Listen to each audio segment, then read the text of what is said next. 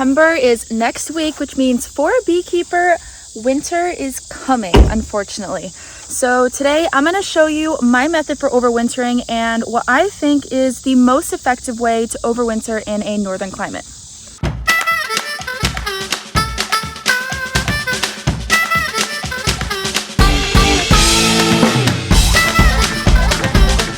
So there are three very important keys to overwintering successfully.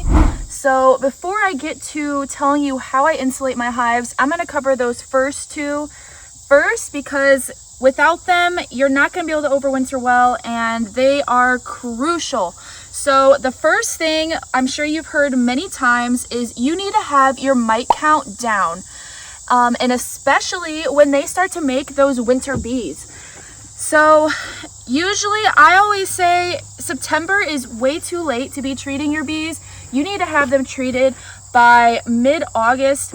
That way, any of those winter bees have the ability to develop properly and be strong, because those mites, they suck on the fat bodies, the hemolymph on those bees, and pretty much sucks out all the nutrients that they have, all of the fat that they have.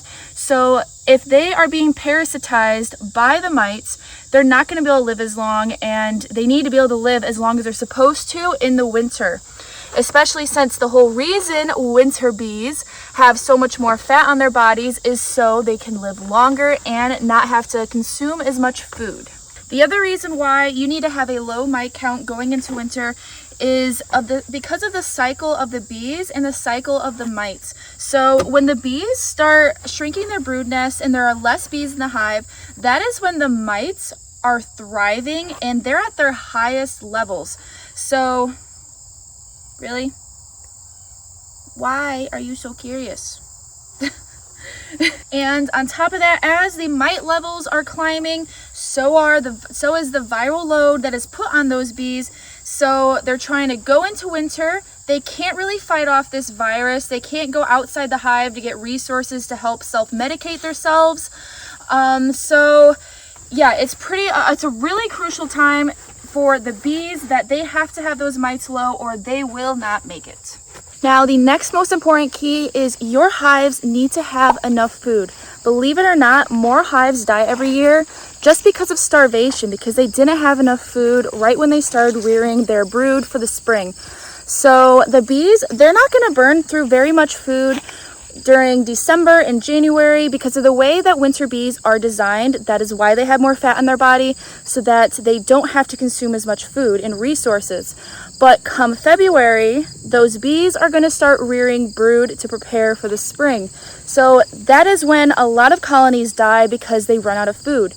So I usually like to say, general rule of thumb, you need to have at least 80 to 90 pounds of food, of honey, of some sort of like sugar, something for them to eat. Otherwise, you're going to have to be feeding all of those colonies. Now, I've tried two ways of overwintering in terms of what kind of food or how much food I'm giving them.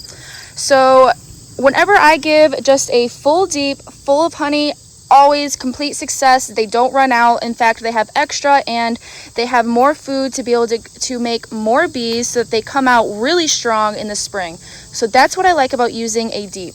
Now, I have used just a shallow for overwintering, and what I found when I did that is I had to come out in February and I had to feed maybe like once every 2 weeks, maybe once every 3 weeks, just so that they had enough food to make it out. And one of my colonies, actually half of them died because they were starving, so only half of the colony was able to survive because they really needed more food than I was even giving them. Rookie mistake on my fault for that. But so if you use any sort of smaller box that's not a deep and you live in a northern climate, you will have to feed. Generally, I like to make it a habit that in February, I come out and I check all of my colonies to see where they're at on their food stores, because honestly, I don't mind coming out and checking on them, because if not, they could possibly die. So who cares if you have to trudge through some snow just to see how they're doing? Check out where their food stores are, because you will be kicking yourself in the butt if you found out they ended up dying in like the end of February because they didn't have enough food and all you had to do was just give them some food. So Make it a habit, it helps. So in the past, I've always fed with fondant when I do come out and feed in February, but this year I will be experimenting with candy boards.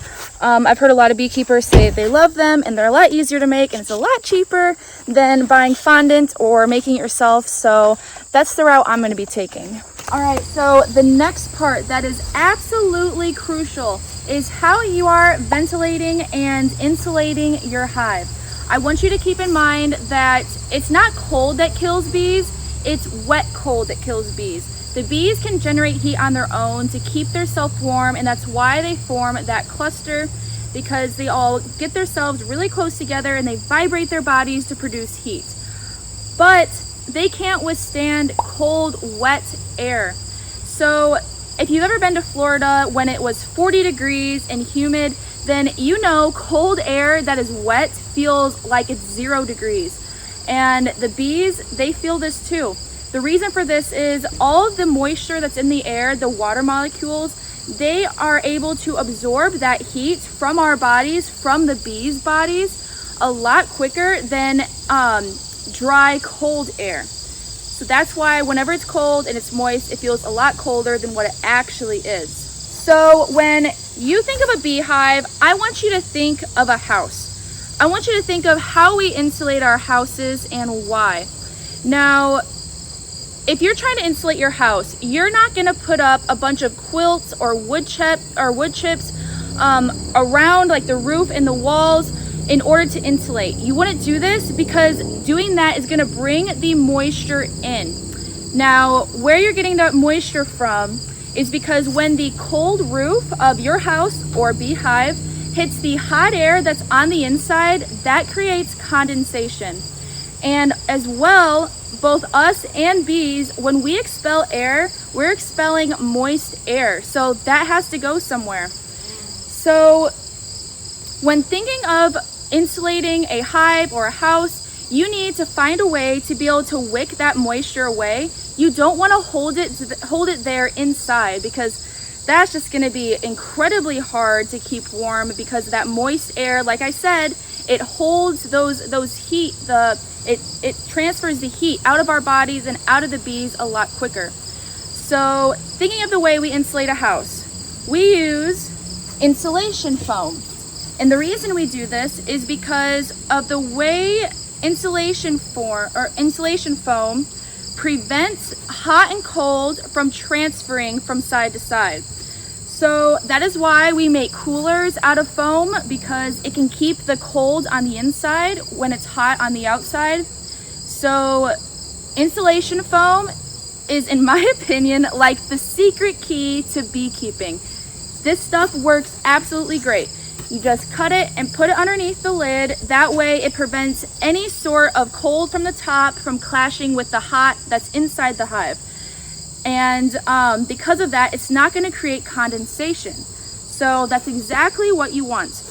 But going back to what I said, that we expel moist air, so do the bees, that has to go somewhere. Now, when you're thinking of a house, we have vents that circulate the air out of the house that as needed into the house, that circulates all of the air and makes it however hot or cold, dry, moist, however much we want. Now for the bees, they do this by fanning their wings. They can create a sort of like fan throughout the hive to circulate all the air how they want. So that moist air has to go somewhere.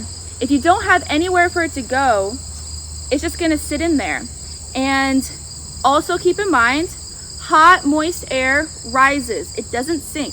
It's really hard for the bees to be able to fan it and push it down throughout the bottom board, because that's just not how it really works. So you really need to have some sort of upper entrance. It doesn't have to be big. It can be small. Here, I'll show you up close. So you can drill your own hole if you want to, but if you don't want to damage your equipment, then you can just buy one of these little feeding covers that has an entrance in it, and these work great. It doesn't have to be big. It can be small. It really only needs to be this big, and it works great. It makes it so that they can circulate the air that comes in through the bottom, Any air that they produce that's moist, they can keep circulating it up, and then it'll come out this hole. Now, also, something that this is very helpful for, especially when you get really far up north, is when you get a lot of snow and it blocks off this entrance so that they can't get out for cleansing flights. That's not good. They need to be able to get out. So this helps so they can use this entrance to leave for cleansing flights as they need when this is filled all the way up. Now, that is kind of part of the reason why I put all of my hives on blocks. This is just so that the snow does not get all the way up to the bottom, and if it does, then it only gets up there a little bit, so then they can use their own hot air to kind of make a little bit of a tunnel. They'll do that if the snow is not too deep up on their hive. So yeah. Now, this is not the only way to overwinter successfully. I ended up doing a little bit of an experiment last year to see which way was better, having an upper entrance, not having an upper entrance, having the bottom screen board completely open versus having it closed. But the problem with my experiment was that all 3 of my hives survived and made it through the winter. So I can't really tell you which way is best, but using logic, this is the only way they're going to be able to circulate out that moist air instead of having it stay there in the hive. So they need some sort of upper entrance that they can leave and go, and also be able to get that hot air out, or that moist air out, I mean. Oh, and something I forgot to mention, I'm pretty sure this insulation foam is just 1 inch. It doesn't have to be anything crazy, but personally I think you need at least 1 inch, and that should be more than enough to block out any of the temperatures from clashing. Now, a bonus tip that I have for you is you can put something out to block the wind. Where I'm currently located, we don't have any like crazy winds here, at least not within the last 5 years. Our winters are not quite as bad as what they used to be back long ago. Well, actually not really that long ago, really just like like 8 years ago, our winters were pretty sucky, but we've been getting pretty lucky lately. But in any places where you're getting a lot of wind, a lot of blizzards, you're going to want to put something out to help block the wind, just to help guard those hives from those harsh winds. So you can put out straw bales, you can put out you can think of anything that you can put out that's big that will block that wind from hitting those hives. Another bonus tip is for your smaller colonies. I don't really think it's necessary to do it with your big colonies. But then again, all of my hives have always made it through the winter. So I don't know, maybe after this year, I'll end up stacking them all together. But for big colonies, I don't really think it's necessary. But for small colonies, stacking them all super close together so that they are touching side by side, so they can transfer heat, works really well. So when I overwinter all of these colonies, what I'm going to be doing is I'm going to be stacking them super close so that there are no gaps in between them. If there's a little bit of gaps because the wood doesn't match up, I'm just going to put in pieces of boxes or newspaper, something to close that gap so that wind does not rattle through there and make it cold, so that it can transfer the heat as needed. You can also stack them on top of each other. I'm going to be doing it with my lids on. There are some people that like to put a weak colony over a strong colony with a screen board separating them.